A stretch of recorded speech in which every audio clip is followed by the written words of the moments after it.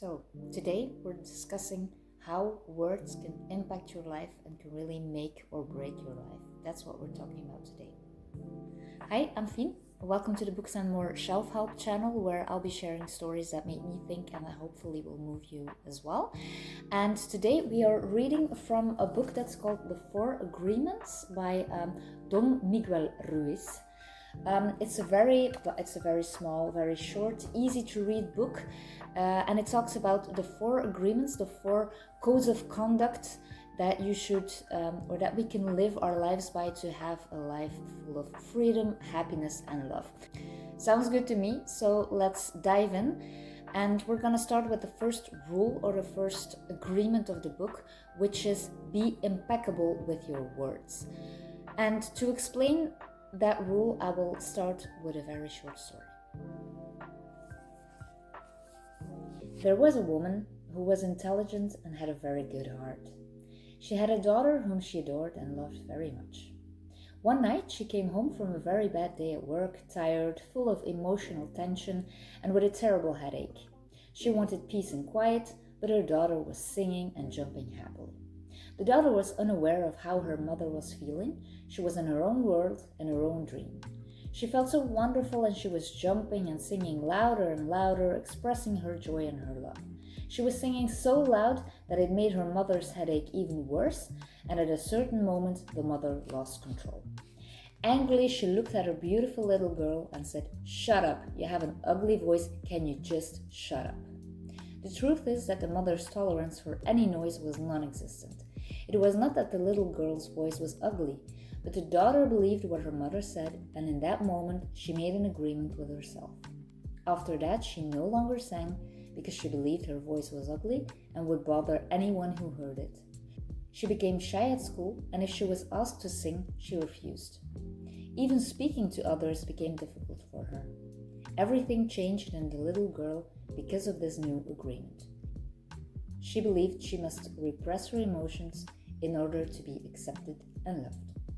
So that was a pretty heavy story. I mean, it makes you really think about words that were spoken to you. Maybe it makes you think about something that someone said to you, or maybe something you said to another person, or maybe some things you are saying to yourself.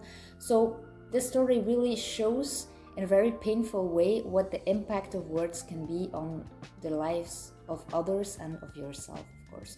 So what Don MiguelRuiz is saying here, and what he gives as a code of conduct, is really be impeccable with your words.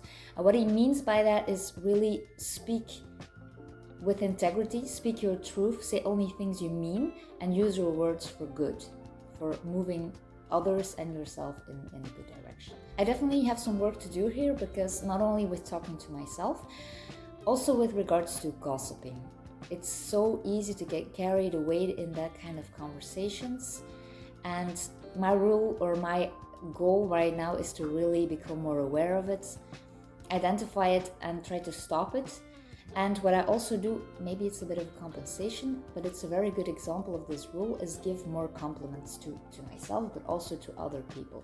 And with giving compliments, I mean really genuine compliments that I really mean, because that's here the rule, the code of conduct. Speak your truth, only say things, only give compliments that you mean, and use your words for good. A compliment is to make someone feel better.